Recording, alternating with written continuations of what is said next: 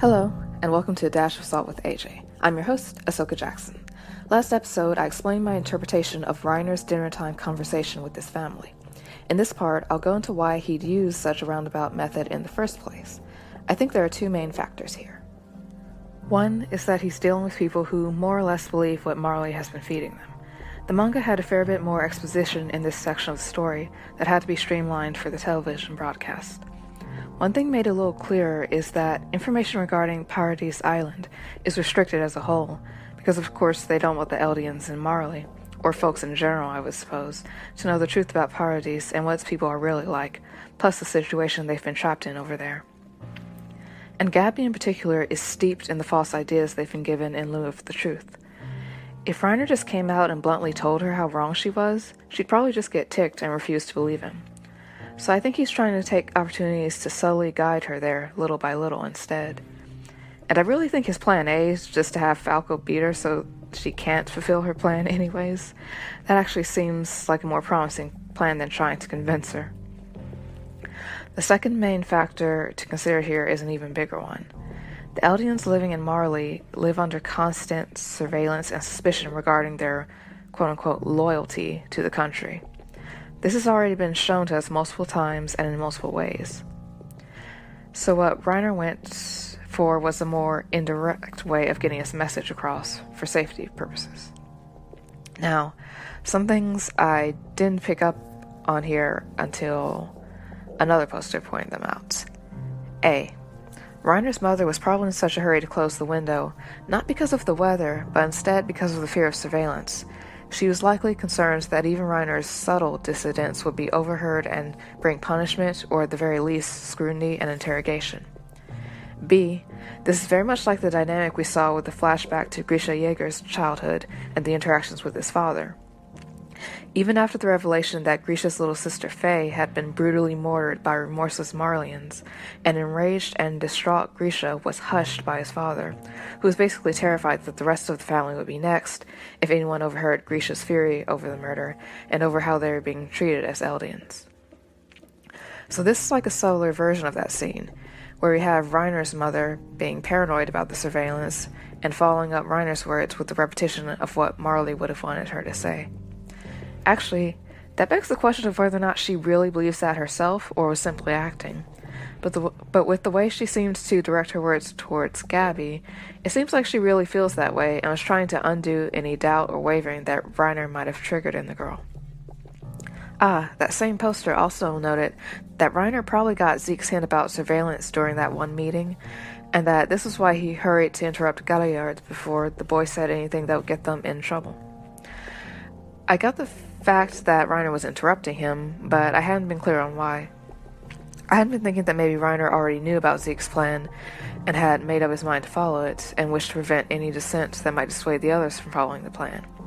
But the theory of protecting Galliard makes more sense to me, and Reiner's ability to pick up Zeke's hints about surveillance, whereas Galliard failed to, lends credence to the idea that Reiner would be subtle enough himself to use the approach of protesting against Marley's teachings in a disguised way that initially sounds like he's bad-mouthing our crew from Paradise. I think that about covers it for now.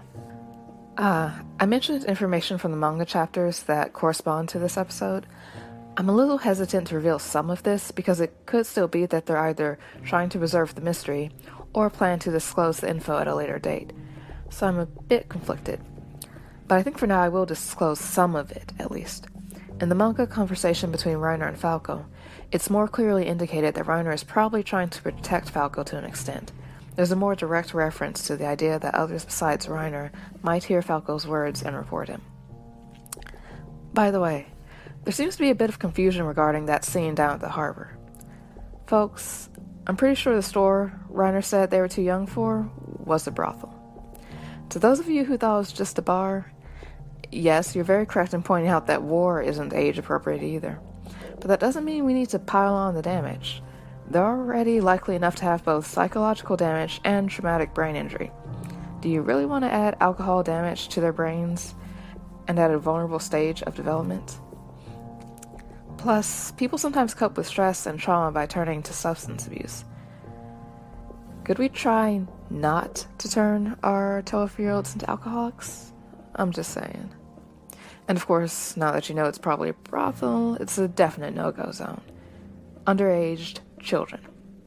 Need I say any more? Of course, there's never an appropriate age for the sexual exploitation industry anyways, but under those circumstances, it would have been extra twisted. So yeah, they may be child soldiers, but Reiner was being a good big brother and trying to shield them from at least some of the additional damage they would have been risking. And I don't think he even noticed this, but their little group was being watched from the rooftops, so he might have gotten in a bit of trouble later on if he'd let anything janky happen there. Alright, now let's talk about the animation. There's been a lot of feedback about this. Some people found that it felt vaguely off. Others thought it was terrible and made things look weird as heck. And other folks adored the animation and the cinematic methods employed. Motion capture, film grain, etc. And felt that they brought a great deal of life to the episode. I fall somewhere in between. I hadn't initially noticed the issues folks had with Udo, the boy with the glasses, even watching it a second time. But once I focused on that in a third viewing, I did get what folks were complaining about. It was explained that motion capture and rotoscoping were used for aspects of this episode. I think something ironic happened where the movements looked jarring and more erratic because the way that humans move in real life is naturally less smooth and coordinated than how we normally see it captured in animation. I think it actually stuck out due to being too realistic.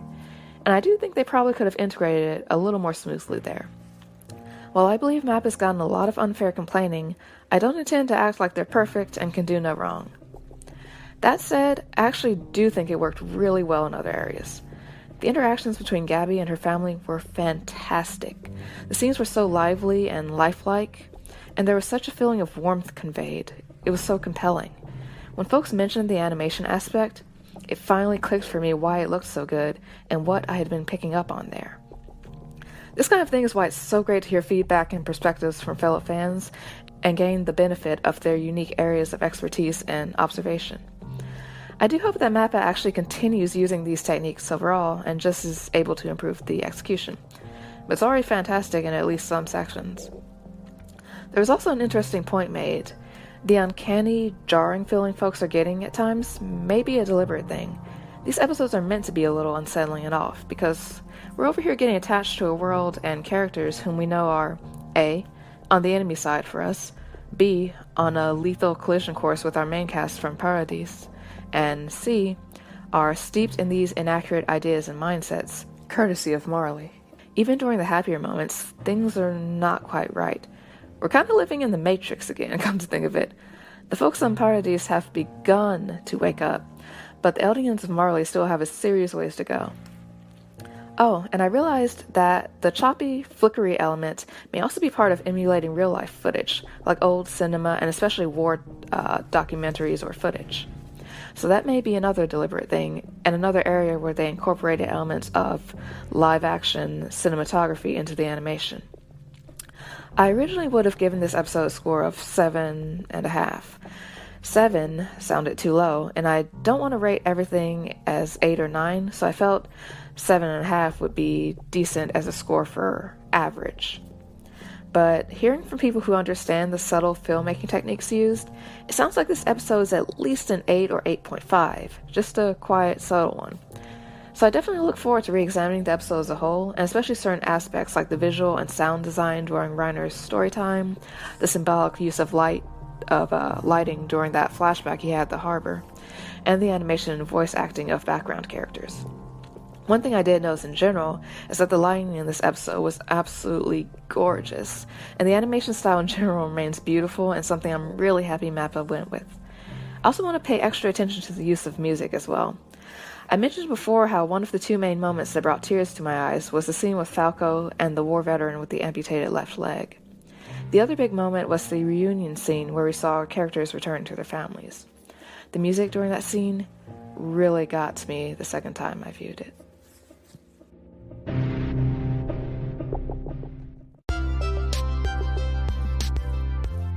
I'm sure there's more I could cover, but that'll have to be it for now. I really hope you enjoyed this episode. And if you're having a good time, please don't forget to subscribe for updates and leave a like, share, or review on Spotify, Apple Podcasts, YouTube, social media, or whichever platform you use to listen. Be blessed and stay salty.